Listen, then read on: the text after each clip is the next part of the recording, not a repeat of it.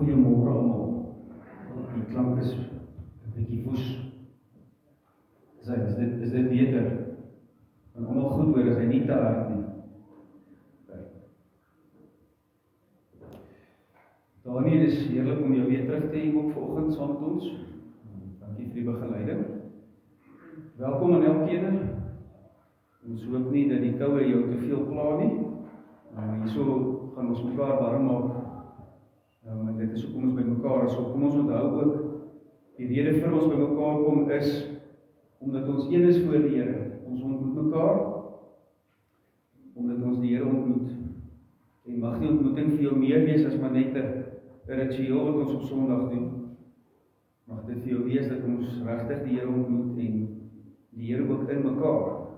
Terwyl hy ons werk, terwyl ons mekaar belangstel. So sê hy, het ons verlede week gehoor, bring hy ons by 'n beter aanbidding, wanneer ons omgee vir mekaar. So onthou dit, terwyl ons ook saam sing en saam bid volgende. Kom ons begin, ons gaan saam met mekaar sing lied 470. Ons vooraf sang en ook ons foto, en hoor waarmee ons sê, wat maak ons hier by mekaar? Ons sê die Here is ons koning, hy is die een wat met mag regeer. Lied 470, vers 1 en 2.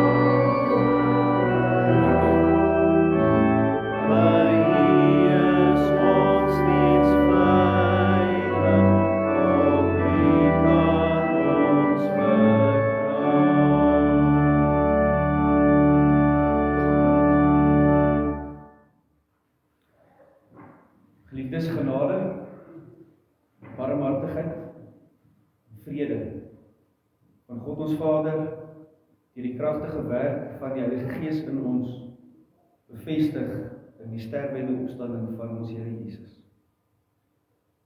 Kom ons amen, as ons weet, ons lewe onder die seën van die Here. Ons doen dit met Psalm 145. Daarvan gaan ons van die eerste ondigting sing ons vers 1 en vers 5. En van die tweede ondigting vers 7 en vers 9.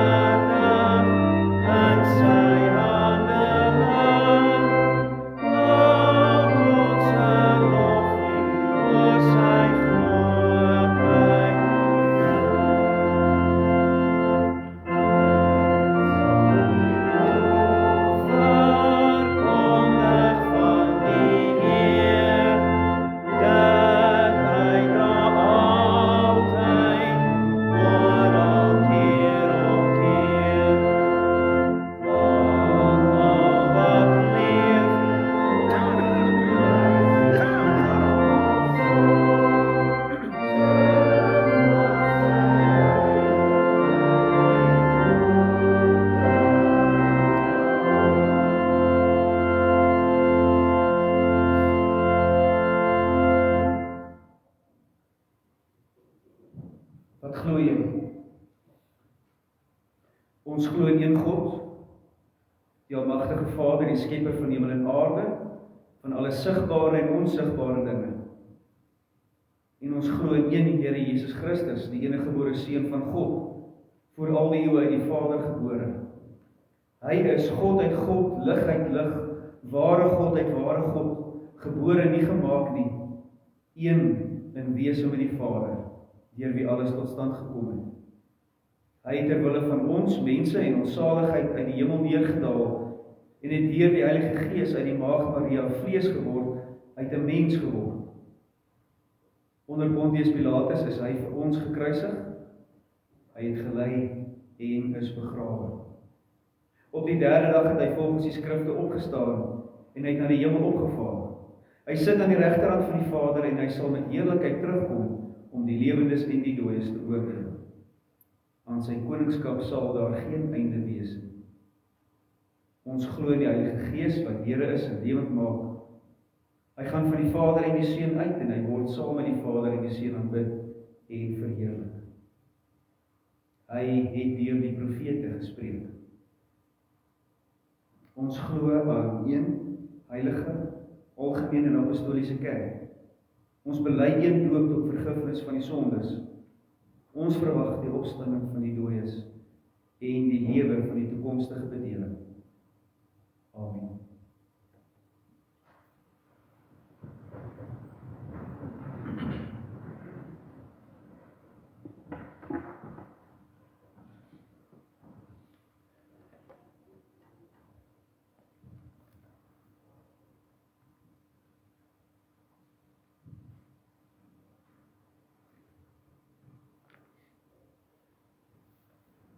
Wat is gebed?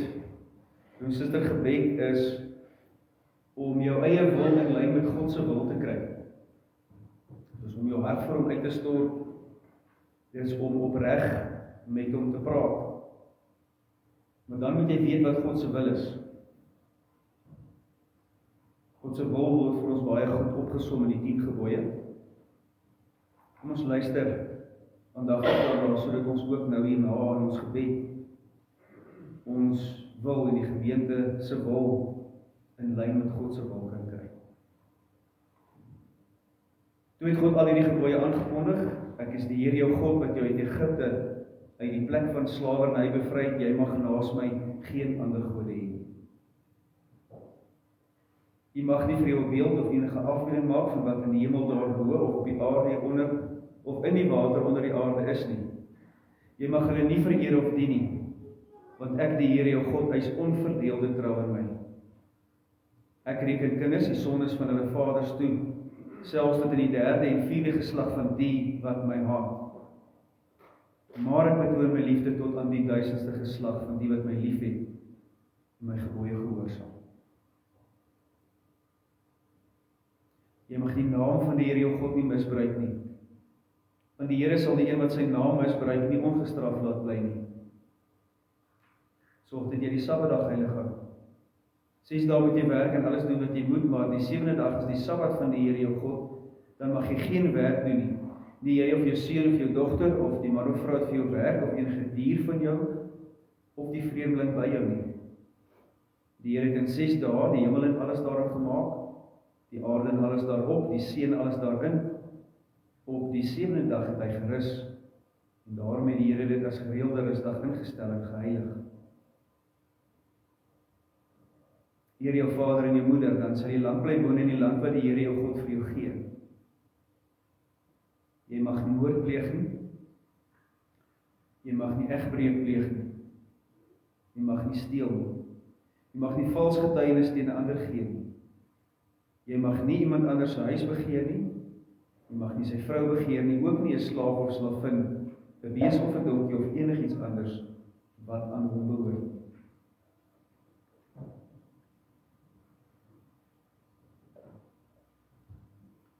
Voordat ons bid, broer en suster, is dit belangrik dat ons onthou dat die wet volkome in ons Here Jesus vervul is. Elke een van hierdie gebooie, soos wat ons dit hoor, is in Jesus vervul.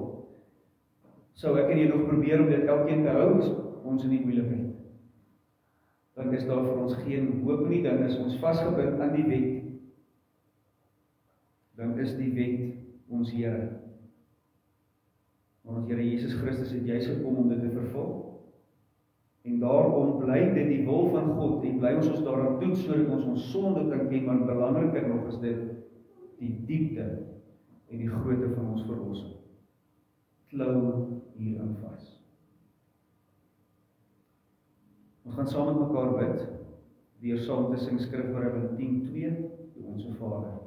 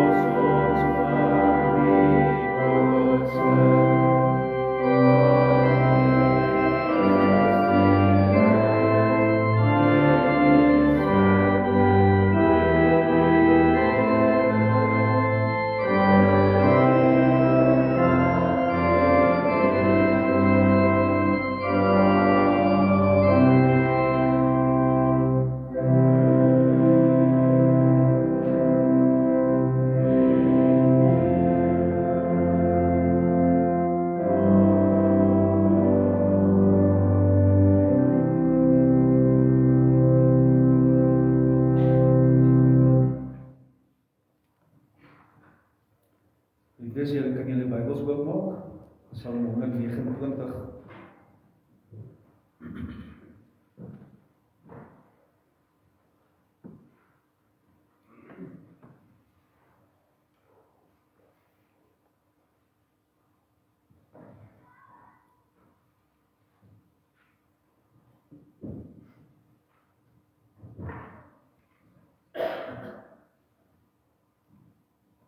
Psalm 129. Kom ons luister na die woord van die Here. 'n Pelgrimslied. Hulle het my van jongs af swaar verdruk. Dit moet Israel sê. Hulle het my van jongs af swaar verdruk, maar hulle kon my nie onderkry nie. Hulle het van my rug 'n ploegland gemaak en daar lang vore opgetrek. Die Here is regverdig. Hy het die bande losgesny waarmee die goddeloses my gebind het. Mag almal wat verseël en haat self tot niet gaan. Mag hulle wees soos gras op 'n dak. Dit verdroog nog voor dit behoorlik uitgesprei het. En daar is niks om af te sny en in bondels weg te dra nie. Niemand wat daar verbygaan sal die groet. Die Here het julle geseën. Ons seën julle in die naam van die Here kan uitspreek nie.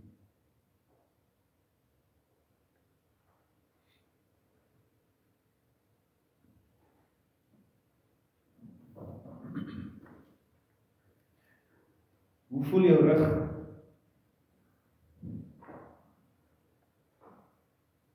Is daar dalk diep vore opgeploeg?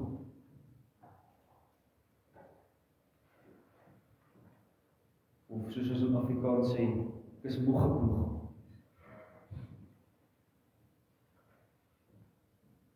Ons is weer besig met die pelgrimsliedere, Psalm soos hierdie ene wat die volk gesing het, op reistempel toe, of terug van die tempel af, terwyl die volk in 'n groep verkeer.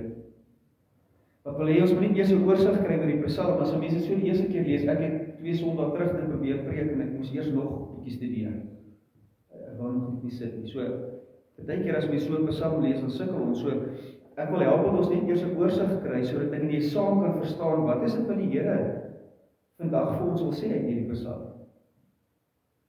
So, luister mooi, hierdie Psalm kry ons duidelike 2 dele. Dit is 1 tot 4 en 5 tot 8. 1 tot 4 kyk terug in die geskiedenis. Dis 'n onthou gedeelte. Dit wat reeds gebeur het, die moeilikheid wat agter ons lê. En dan 5 tot 8, dit wat voor ons lê. En nou word die sterk beelde gebruik. So ek gaan sommer eers deur al die beelde werk, dat jy saam met my 'n greep op hierdie Psalm kan kry. Die eerste beeld is 'n beeld van aanval. Dit kan 'n oorlog wees of 'n fisiese aanval, maar dit is iets wat skade maak, seermaak, maar duidelik hier wat nie die oorhand kry nie.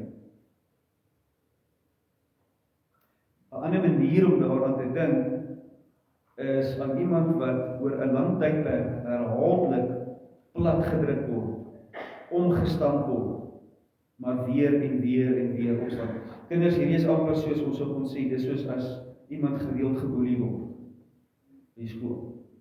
Dis aanhoudend, hy word heeltyd plat gedruk en verneder. Dis die bedoeling hier, die beeld. Dan kry ons in vers 3 die beeld van ploeg. Kinders, ploeg is wanneer 'n boer grond omdolwe. Ja, hy doen dit met die grond om die grond voor te berei. So 'n ploeg is 'n swaar stuk yster, waar nog 'n skerp yster vas is, partykeer meer van hulle, in 'n ry, wat diep in die grond insny, om die grond om te dolwe, om te keer. Ons doen dit sodat daar nou saad ingeplant kan word, en wanneer die reënwater kom, dit lekker diep in die grond kan ingaan. Die psalmskrywer sê vir hom, voel sy lewe so erg asof mense so met hom gemaak het, omgeploeg het. Nee, so asof sy lewe vol ploegvore is, op sy rug. Hy het seer kry, en mense kan sê, dis geestelik, maar waarskynlik ook fisies. En dan gebruik hy 'n beeld om God se regverdigheid te demonstreer. Naamlik, God wat die toue stukkend gesny het of afgesny het. Nou, het kan wees dat hy hiermee bedoel, die toue soos toe Israel in Egipte was, net slawe, waarmee jy fisies vasgebind word, sodat jou vryheid beperk word. Sulke toue. Die ander manier om dit te interpreteer is dat dit die toue is wat aan die ploegdiere vas is. So, ons deesdae ploeg met 'n trekker, maar hier in ons in die noorde van ons land en ander dele van Afrika ploeg hulle met osse, of hulle ploeg met donkies. So, dit sou demonstreer dis hierdie toue wat aan die diere vas is, wat gesny is sodat die diere gee pad, die vyand se diere wat oor jou ploeg, en dat jy met ander woorde, daar word nie meer oor jou geploeg nie. Dis wat hierdie beeld is. Die gedagte, God het dit nie net so gelos nie. Hy het die toue losgesny. Hy het bevry. En dan word daar weer in die tweede gedeelte 'n beeld gebruik, wat sê, elkeen wat Sion haat, en hy gebruik hierdie beeld om hulle skaamte te verduidelik. Wat gaan nou met hulle gebeur? Hy sê, hulle sal wees soos gras op dakke wat verdroog. Nou, die Israeliete se huise se dakke was plat, waarskynlik van riet, en dan het hulle modder daaroor gesmeer of klei, en dan het die grond daarop versamel, sand. So in die begin van die reenseisoen sou die grassade van die vorige seisoen daar versamel het, lekker baie water op die dak, en dit sou vinnig ontkiem. Grassade wat pragtig lyk, maar gras wat nutteloos is. Verdor vinnig, daar is nie vrugbare grond waarin kan groei nie, het nie diep wortels nie, nutteloos. Dis die beeld. En dan laastens in vers 8, word verwys na die ou gebruik waar iemand by 'n landery sou verbystap, en as daar mense aan die werk is, besig om die oes af te sny, of hy kan sien, maar dis 'n mooi oes, dan sou hy sê, die Here seën jou, bedoel dit die land. Daarmee bedoel ek ook, die Here seën julle, die werkers, die Here seën die eienaar van hierdie land. Geseënd is julle in die Here se naam. Net dis soos as jy daar in die Wes-Transvaal, soos ek groot geword het, by die wielande verbygery. En jy sien, joh, maar die mense het 'n besondere mooi oes. Dan sal jy sien, maar dis pragtig. Dit is amper asof jy 'n seënbede daar uitspreek. So dis die beeld. Nou verstaan julle die beeldspraak in die Psalm. So kom ons duik in. Kom ons hoor, hoe wil die Here ons met hierdie Psalm nader aan homself trek? So die eerste is net die agtergrond. Hy begin met die geskiedenis. Wanneer jou lewe soos 'n omgeploegde land voel. Die eerste 4 verse kyk terug in tye van ernstige verdrukking, moeilikheid. So dis duidelik vir die digter is hom persoonlik so. Hy sê hy is verdruk van homself en dan roep hy die volk om te sê, maar dis ook vir ons almal so. Jy kan dit saam met my sê, dan word daar 'n herhaling gemaak van hierdie woorde nie. Ons moet erken. Ons ken die geskiedenis, kinders, julle ken die geskiedenis van Israel, toe hulle nog jonk was, toe Josef Egipte toe is, Abraham en sy hele familie Egipte toe is, was dit 'n jong volk. Wat gebeur daar? Hulle word verdruk. Dink maar aan alles wat daar in Egipte met hulle gebeur het. Hulle is verdruk. Hulle is fisies vasgemaak, hulle moes as slawe werk, en dan hoor mense dat die Farao, toe die Jode, die Israeliete baie word, die werk al hoe swaarder maak. Kinders kan julle onthou, hy het gesê, moenie meer vir hulle die strooi gaan sny, hulle moet self dit gaan sny, moenie meer vir hulle die water gee, hulle moet dit self doen, maar hulle moet dieselfde hoeveelheid werk doen. Die gedagte was van die Farao om hulle moed te breek, deur swaar werk, deur onregverdige, onbillike werk. Hulle is vasgebind met onmenslike swaar werk. Dink nou vir jou daai stene waarmee die piramides en die stede in Egipte gebou is. Hulle moes fisies met toue dit sleep. Dit is nou maar een van die voorbeelde wat ons het. Vir hulle om aan te hou werk, kan jy maar net jouself voorstel dat die slawedrywers, soos hulle genoem is, hulle met swepe geslaan het oor hulle rug. En dan kry jy daai hale, né? Dis 'n ploegvore waarvan die teks praat. Dis vore van bloed en vleis. Akelig. Asof dit nie genoeg is nie, weet ons dat hulle toe nog ook die babasietjies in die Nyl verdrink en hulle doodgemaak. Nou dis 'n intense voorbeeld en dan weet ons van baie ander in die Ou Testament van Israel oor duisende jare. Die geskiedenis getuig ook daarvan verder tot in ons tyd. En tog is daar hierdie uitroep, hulle kon nie oor my nie oorhand kry nie.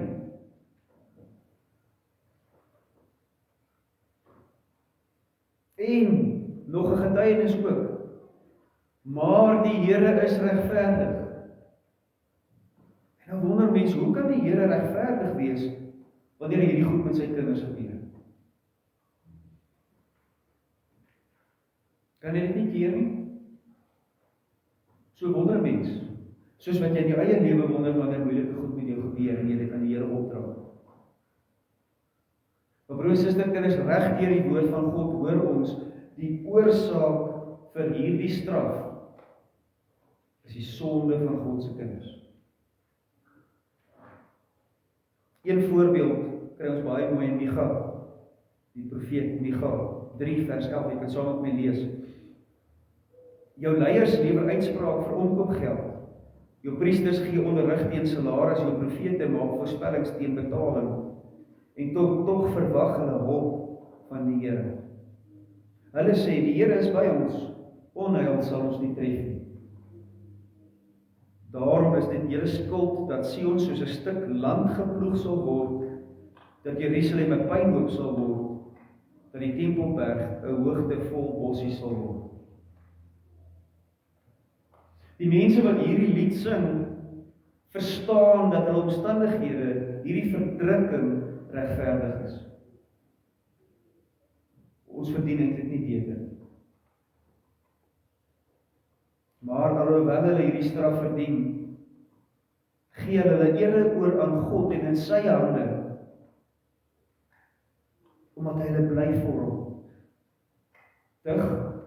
Dissipline is om te vorm. As hy vorm hulle selfs al dissiplineer hulle en voel dit, hulle word onderdruk.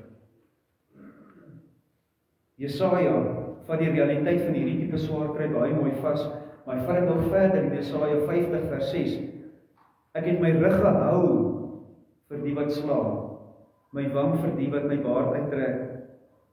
Ek het my gesig nie weggedraai toe ek bespot is nie. Natuurlik hier 'n profesie oor ons Here Jesus. Maar hoor bietjie die bedoeling. Hy sê ek het my rug gehou. Jesaja was juis in die tyd van die ballingskap waar hulle weggevoer is as slawe. Hy sê ek moes my rug hou. Ek het nie weggedraai nie. Hoekom sou iemand dit so aanvaar? Die groot draaipunt, die aha-oomblik in hierdie lied, is nie dat ek God se witbroodjie is. Julle mense se Facebook-inskrywings gesien, ek is God se witbroodjie. Sien dit nie. Ek is die Here se gunsteling en daarom gaan dit met my goed. Hierdie draaipunt is die vaste wete, God is regverdig. Hierdie psalm maak geen sin sonder hierdie woorde. God is regverdig. Ek word verdruk, want God is regverdig.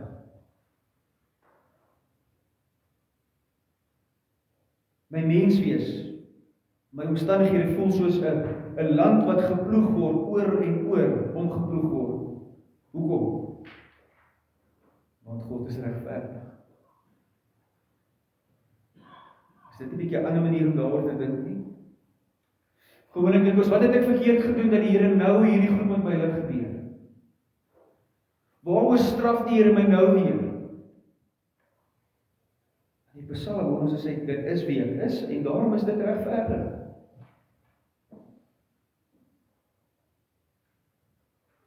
Verstaan ons dit? Dis moeilik, nee. Dis nie die godsdiens van ons tyd nie. Maar onthou saam met my Psalm 124 wat ons ruk terug gedoen het. As die Here nie vir ons was nie. Die bedoeling? Was ons niks, dan was ons nêrens. Dan was ons verskeer. Hy praat daar van die diere wat ons verskeer, ons sou verdrink en ons sou verspoel. Daai is die voorbeelde. As die Here nie vir ons was nie, en dit sou regverdig wees. 125. Hulle wat op die Here vertrou is soos die berg Sion wat nie wankel nie, wat altyd vas staan. Hulle wat vertrou op sy regverdigheid. 127. As die Here die huis nie bou nie, as die Here die stad nie beskerm nie, dan is wat ons doen verniet. Duidelik. As die Here nie. So ons kom al lank met hierdie lyn. God is regverdig. Hy is in beheer. Hy weet. En dan in ons teks hierdie wonderlike bonus van 'n belofte van die begin van die skepping af, dat hy die toue lossny. Genesis 3, ek sal die toue lossny, daar sal verlossing wees, daar sal bevryding wees. Die teks in die Bybel is bevryding, uit slawerny, uit swaarkry, hy sal red. Dit is waaroor hierdie mense sing, terwyl hulle onthou wat met hulle as volk gebeur het, dalk wat met hulle persoonlik gebeur het. Terwyl hulle weet, ag tog, gaan waarskynlik weer gebeur. Dit is wat vir ons voor. Van vers 1 tot 4 het ons dus met hierdie eerste en die belangrikste bevryding en redding te doen. Nie eers die fisiese nie, heel eers die geestelike, bevryding van sonde. My sonde. Omdat God regverdig is, weet ek dat moeilike situasies van onderdrukking en selfs hierdie omploeg van myself kom ook uit sy hand. Hy is nie weg nie. Dit is deel van sy bevryding, my bevryding uit sonde. Ek kan nie dalk wonder hoekom sê ons so. Dink mooi hieroor. Hoekom ploeg 'n boer 'n stuk grond?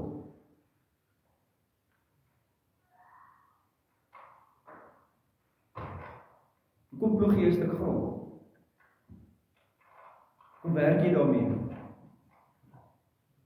Dis sodat wanneer daar goeie saad gesaai word en wanneer die Here se versorging met water, reën daaroor val, daar 'n goeie oes sal kom.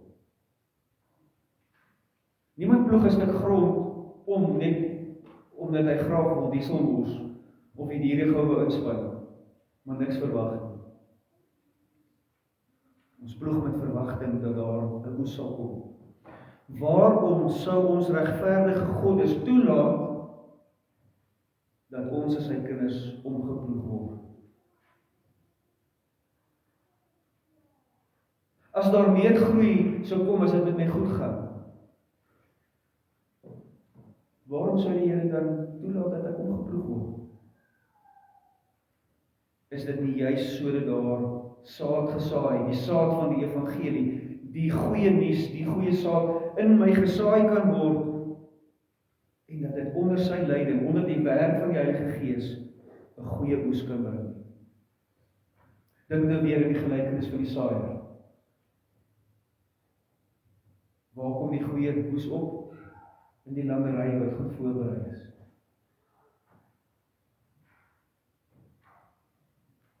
Hoe sou so 'n oes lyk? Die vrug van hierdie oes is dat iemand sou sê, die Here is regverdig. My Here is regverdig. Hy het my nie verwoes soos ek verdien nie. Iemand anders het nie die oorhand oor my gekry nie. Maar ek is in die Here se hande.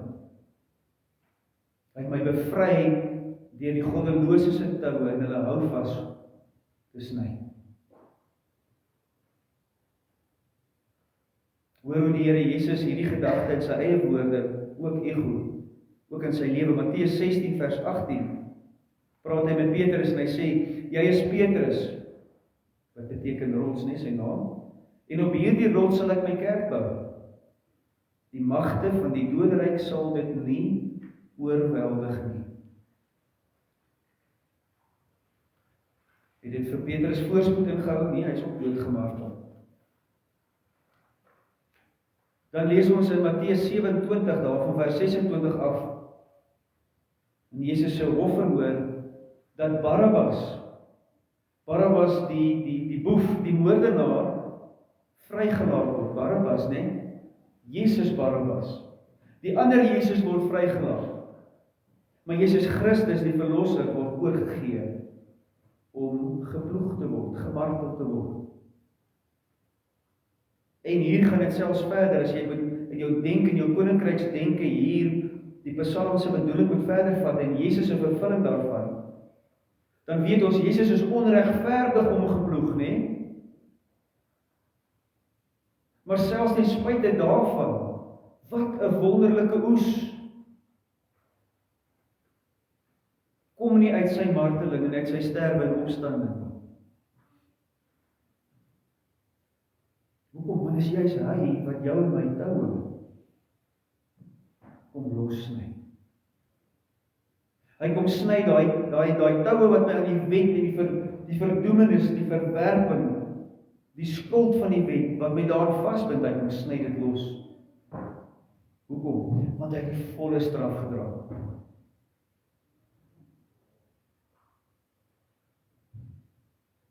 Hy dra die volle straf Hy word omgeploeg tot in die diepste toe, sodat ek en jy gevorm kan word. Sodat ek en jy kan vrug dra uit sy wonde. Paulus skryf hieroor.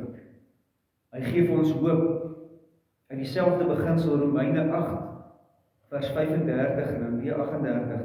Wie kan ons van die liefde van Christus skei? Hoor gou hierdie oproep: lyding of benoudheid of vervolging, honger of naaktheid, gevaar of swaard. Dan antwoord hy in vers 38, hiervan is ek oortuig, geen lewe, geen dood of lewe, of engele of magte, of teenswoordige of toekomstige dinge, of kragte, of hoogte, of diepte, of enigiets anders in die skepping, kan ons van die liefde van God skei. Die liefde wat daar is in Christus Jesus ons Here. Is dit 'n wisselvallige liefde? Is dit 'n onseker liefde? Moet ek nie dalk nog self ietsie kom doen nie? Nee, hy het dit gedoen. Dis vas en dit is seker, en nou kom die tweede deel. Die sinnelose lewe van dakgras. Want die mense wil vra, maar wat nou van die laaste 4 verse, nee? Eerste bevryding, my sonde. Die tweede bevryding, bevryding van hulle wat God se regverdigheid en die feit dat hy sy kinders bevry, haat. Tweede bevryding. Julle, dit was al van die begin af so nie waar nie. Van die begin van die skepping af is dit so dat daar haat was teenoor hulle wat deur God bevry is. Kain en Abel. Die eerste moord word gepleeg omdat Kain Abel se bevryding voor die Here haat toe hy 'n offer bring en God sy offer aanneem.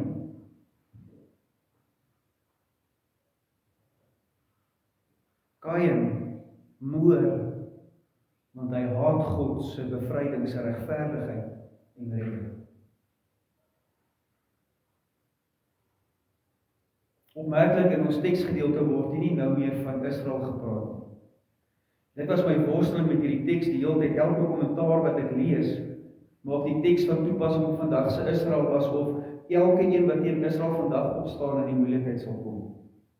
Dus ek wil jou graag help as jy worstel nie mee. Vandag se Israel is nie die Israel waarvan ons hier praat.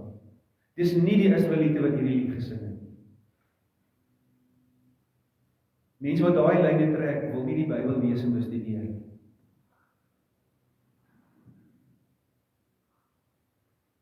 Hier word nie van Israel gepraat nie, maar wel van Sion. Dis 'n klengskyf. Israel is amper die politieke, die kulture volk, die geografiese gebied waar hulle by mekaar sal kom. Sion gaan oor wat God aan hulle gedoen het. Verbondsvolk, die wat glo, die wat tot bekering kom.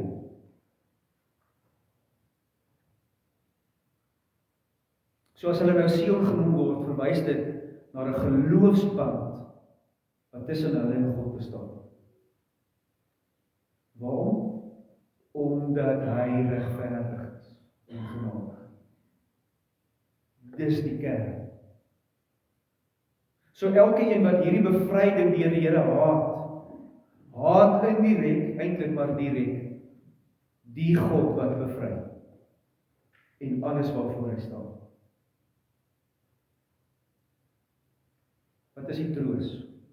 So hier is nou hierdie wat vir Israel haat en ons gaan dit nou oorbring by ons toe, dis die kinders van God haat, die wat deur God bevry is vir jou en vir my haat. Wat is ons troos?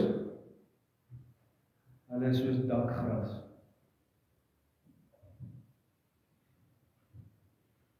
Vandag daar, as die reën gekom het, is hulle irriterend groen, mooi. Dis nou soos gras wat in jou geete groei, nie? Die lanklaas skoon gemaak. Dis irriterend. plek waar dit nie hoort nie, op die dak. Maar môre, as die son uitkom, verdroog dit. Sy bedoeling hier en hy herhaal dit, dis nie eens goed genoeg dat dit jou handpalm kan volmaak met iets wat waardevol is nie. Jy kan nie 'n gerf daarvan doen nie. Daarom sal daar ook geen seën van God op so iemand wees wat soos dakgras is nie. Niemand sê 'n seënbede oor iets wat glad nie gaan hou nie. Behoort ook nie. As God nie daarvan deel is nie, dan is 'n seënbede, maak nie saak hoe goed jy dit bedoel nie, 'n mors van asem.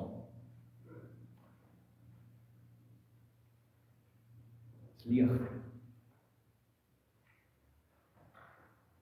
Maar is 'n belangrike ding en dit is dat ek en jy nie self teen hierdie haat op te staan nie. Ek en jy hoef nie oorlog te voer teen die haters nie. Hier is nie 'n oproep, kry julle swaarde, kry julle gewere, kom ons val ons vyande aan nie. Ons weet, ons stryd is nie teen vlees en bloed nie, maar teen die bose magte, wat God se heerskappy en sy regverdigheid haat. Wat beteken dit prakties? Beteken dit bly die evangelie aan alle mense verkondig, alle mense, totdat die Here wys, hier is haat vir sy bevryding. Hy sal oor jou. So wat beteken dit prakties nou verder vir ons? Ons lewe gemoedelik, vreugdevol in die hande van die regverdige. Dink weer aan hierdie beeld van die ongeploegde land. Ek dink as jy dit nog meer prakties dink aan jou lewe, dink aan jou geskiedenis self, aan die seerkry daarin. Uit daardie moeite en seerkry om steeds voor die Here te kom daar 'n mooi oes na vore. Psalm 126 het ons hier in herinner, vers 5. Die wat met trane saai, sal met gejubel maai. Kinders, onthou julle, maai beteken oes. Trane saai, jubel maar. Galasiërs in die Nuwe Testament. Paulus skryf vir hierdie moeilike gemeente van Galasië, hy sê, wie op die akker, die ploegland, van sy sondige natuur saai, sal van die sondige natuur dood en verderf oes.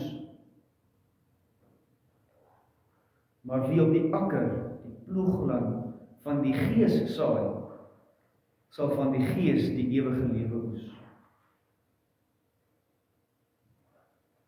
Kan jy saam met my sê, wat 'n psalm, wat 'n lied om te sing as ek op pad is tempel toe. Die Here is regverdig. En daarom, geliefde, hou hierdie psalm vir jou en vir my soveel hoop in. Ek dink terug aan my eie lewe. Myne nog kort, om wil om jou nog blammer.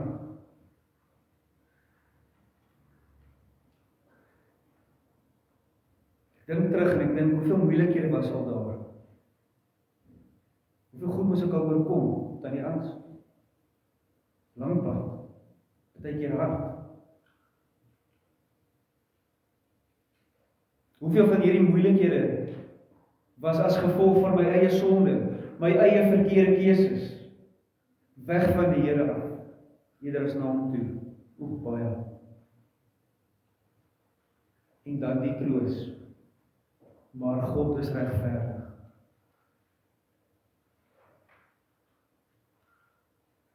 God is regverdig. So as dit met ander woorde voel, broer en suster, ek is omgeploeg deur ander. Ek is omgeploeg deur myself, my eie keuses, my eie sondigheid. Partykeer omstandighede waaroor ek absoluut geen beheer het nie. Dan is daar hierdie belofte dat God iets van waarde in my omgeploegde menswees sal saai. Dis goeie nuus. Dis die evangelie. Hy gaan vir homself 'n oes voortbring. Maar onthou dan die volgorde: eers bevry hy my van my sonde. Daarna sal hy homself verheerlik deur hulle te straf wat sy bevryding en sy bevrydes aan. Hy sal hulle straf. So wat beteken dit? Ek kan met ander woorde my rug draai vir die houe, vir die ploeg. Jog, ek het gelag, so 2 weke of 'n rukkie terug, preek ek in die bergrede hier by 'n besigheid. En ek vra, ek stap na een ouetjie toe en ek sê, hierdie teks sê, draai die ander wang, so as ek nou vir jou klap, wat gaan jy maak? Hy sê, dominee, gaan vir jou plat slaan. Net daar. Dis ons, ek is so eerlik. Is dit nie ons nie? My rug draai vir 'n ploegskaap. Wat wil? Veral nie sy beste. Hoor mooi wat sê hierdie. Ek kan my rug draai vir die ploeg. Waarom? Here, asseblief, sodat daar 'n beter oes vir u kan na vore kom. Dit gaan nie oor my nie, maar oor u. Nee, broers en susters, kinders, die ploeg is nie lekker nie. Maar die ploegmeester, die boer, ons koning, is in die Here en hy is regverdig. So ja, ons is dalk moeg geploeg, maar oor ons word 'n seën uitgespreek. Mag ons dan vir mekaar sê, mag ons sê daar waar die Here werk, die Here, net die seën van die Here vir jou. Mag ons mekaar sê, ons seën jou in die naam van ons Here. Amen.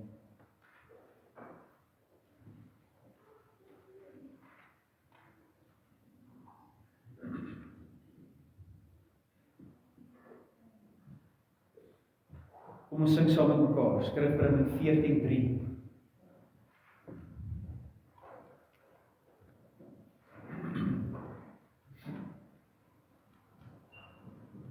Skrifbring 14:3 gaan juis oor die versterking van die gelowige. Hoe kry ek dit reg om my rugmark te draai? Hoe kry ek dit reg om die wang te draai? Hoe kry ek dit reg om eerder die oes as my eie regverdigheid te soek? Ek trek die wapenrusting aan. Versterk julle in die Here se krag, hierdie krag wat nooit sal taan. Kinders, taan beteken agteruit sal gaan, minder sal word. Kom, trek, gesterk deur God se mag sy volle wapenrusting aan. Skrifbring 14:3 vers 1 en 2.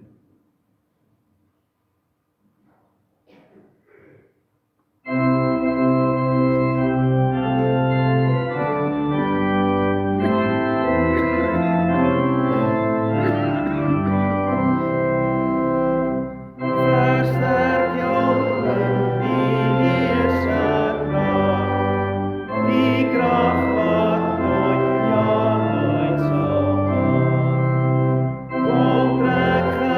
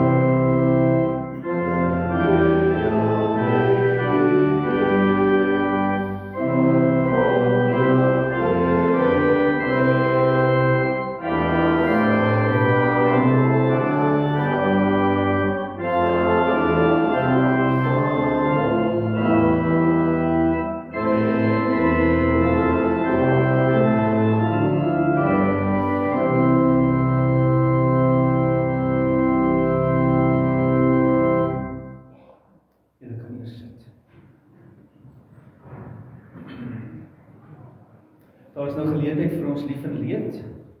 Dankie ook vir die diakonie, wat jou en my daarin help om ook mekaar te versorg.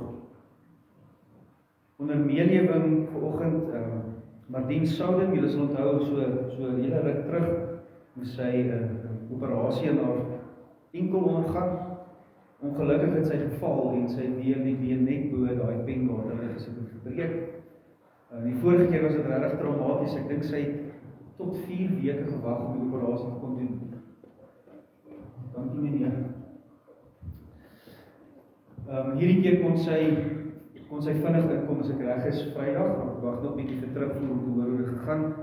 Dink asseblief aan haar en aan haar gesin, sy jong mamma.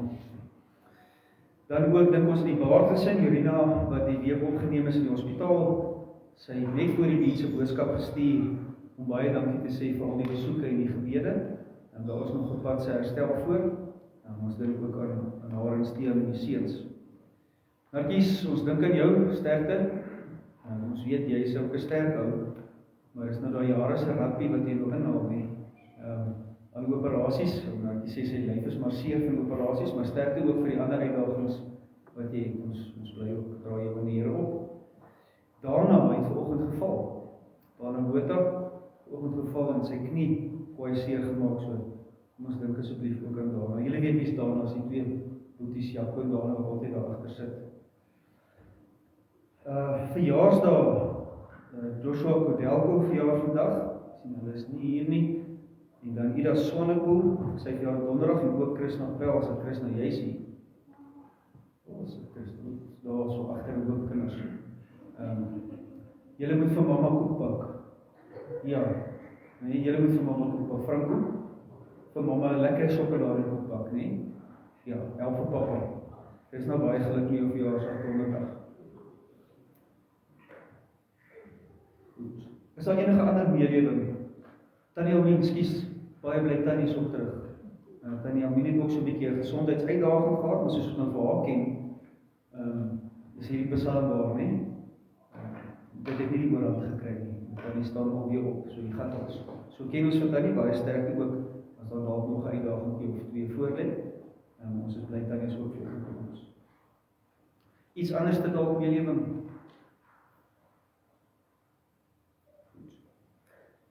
Kom ons bid.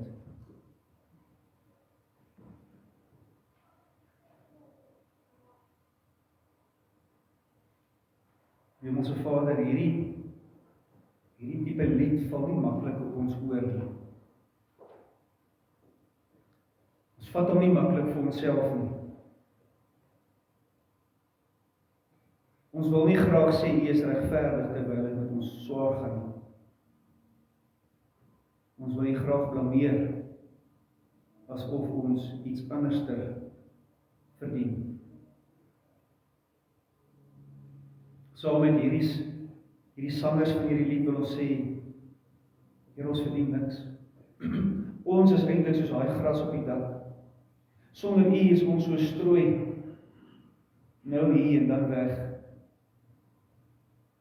Kaf, grasietjies, blaartjies wat deur die wind rondgewaai word. Dis wie ons is sonder U. Maar in U is ons soos 'n gerf wat 100voudig vrug dra. In U is ons soos daai bome wat by waterstrome geplant is, wat op tyd sy vrug bring. Wat mooi is en U eer. Dis wat U in ons reg kry. Here, so saam met hulle wil ons uitroep, my Here is regverdig. Al doen ek dit met trane,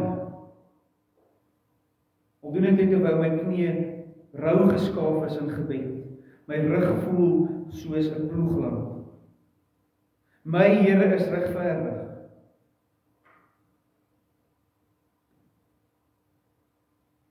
Net die seën van die Here is goed genoeg.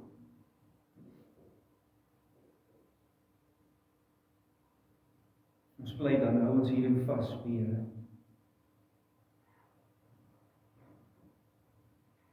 Moet ons nie laat uitsak nie.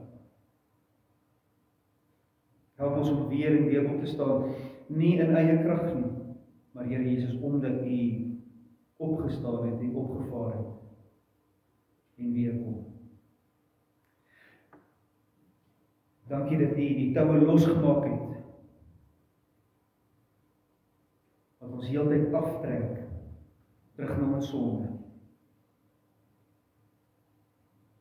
Here Jesus, dankie dat U rug gedraai het, gegee het. Dankie dat U gesig gegee het. Nie weggekyk het vir ons sonde nie. Nie weggekyk het toe die betaling geëis is nie, maar dit deurgegaan het. Wat vra dit dan van my, o Here? Wat vra dit van my as ek dit weet? Hoe sou my dankbaarheid dan lyk? En dit wil ons ook voor U bely, ons dankbaarheid is so karig, dit is so klein, dit is skaars 'n handvol gras om vas te maak. Bou tog in ons op, ons dankbaarheid, bou in ons op, ons goeie dade wat ons aan mekaar moet doen, ons gasvryheid, ons gebede, ons versorging, ons toewyding en aanbidding, ons toewyding in hierdie gemeente aan mekaar.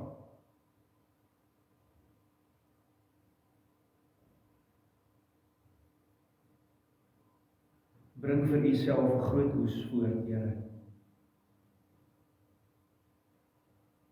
Daarom het ons ook vrymoedigheid om vir Mardien aan U op te dra, die Baard gesin, Merkies, Oudana, vir so baie ander. Ons dankie dat Tannie al nie beter voel. Elkeen wat worstel ook so baie dinge waarvan ons nie weet nie. Depressie, minderwaardigheid, paas wat worstel in die versorging van hulle gesinne, ouers wat worstel om die punte by mekaar te kry. Elkeen wat worstel met verleiding, beproewing, goed wat ons aandag van U wil aftrek. Ons dra elkeen aan U op, want U is regverdig. Aan U dan al die lof en die dank. Dankie Here dat U ons seën, en dat U seën 'n verskil maak in ons lewe. Geseënd is die wat weet hoe afhanklik hulle van God is, want aan hulle sal die koninkryk behoort. Geseënd is hulle wat treur, omdat hulle rug omgeploeg word, want hulle sal vertroos word. Geseënd is die wat vervolg word, want hulle sal U ken. Hieraan klou ons vas. Dit is die seën wat genoegsaam is, en ons bid dit in die naam van ons Here Jesus Christus, wat dit vir ons vermag het. Amen.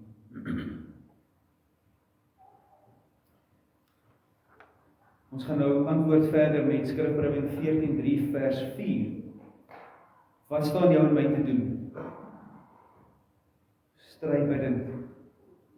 Stry altyd bidend in die Gees, terwyl jy God van harte smeek, vol hart. En laat julle gebede wees vir heiliges in elke streek. Heiliges daarmee God se kinders, die wat hy besig is om heilig te maak. En bid dat God se woord gepreek word soos dit hoort. Geheimenisse, soet,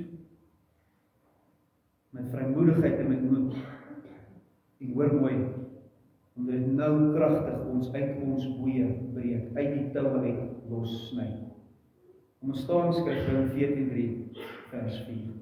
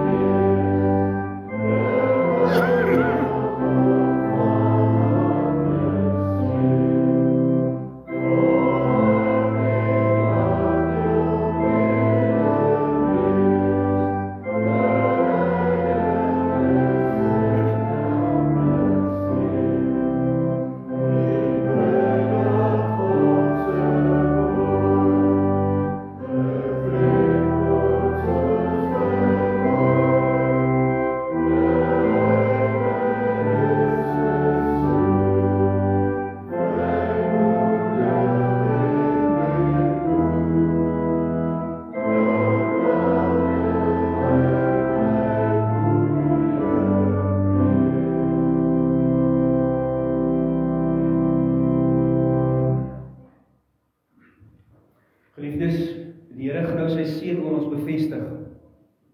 Sy oes. En dan gaan ons verder saam met mekaar sing en bevestig met ons oorgawe, hoor mooi vers 3 van lied 470 waarmee ons begin het. Gee nou aan ons volharding, dat ons met moed kan stry. Heer, gee aan ons oorwinning, U krag sal ons bevry. U is ons rots, ons redder. Hoor Heer, die Here is regverdig. Een wat die vyand stuit, U Here is ons Vader, ons God in ewigheid. Geliefdes, vrede en liefde en geloof van God die Vader en die Here Jesus Christus, sy genade sal by elkeen wees, wat vir ons Here Jesus Christus met 'n onverganklike liefde liefhet.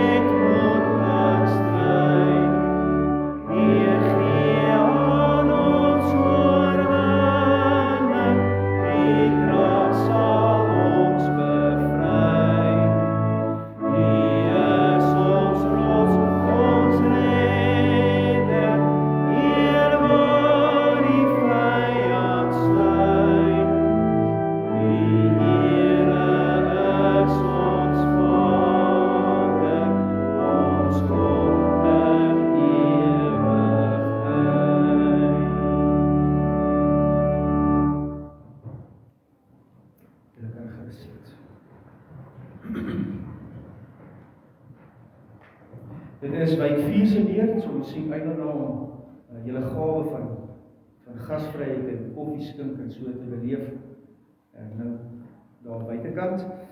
Dan wat die bazaar betref, daar is verskeie items nog vir die bazaar nodig. Kontak asseblief een van die sameroepers soos wat vir op die lys ook aangestuur is. Kyk of jy asseblief ook daarmee kan help. Ons wil graag die hele gemeente betrokke hê. So hoor mooi, as jy nie betrokke is nie, as jou naam nie eers op is nie, dan gaan jy gebel word. Ons gaan vir jou graag betrek, ons is een gemeente wat almal saamwerk. So dit gaan nie oor betrokkenheid. Dit is vir ons baie belangrik. Net 'n herinnering, daar is nog vleis oor. Jy kan gerus vir Marina skakel, sy en Johannes maak gereeld beurte op geleenthede waar die vleis hier gekook kan word, so maak asseblief met Marina kontak daarvoor.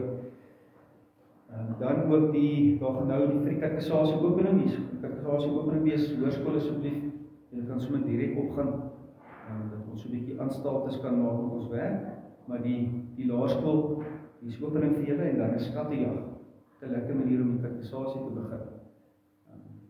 Is daar enigiets anders wat ek dalk vergeet het om af te kondig? Nee.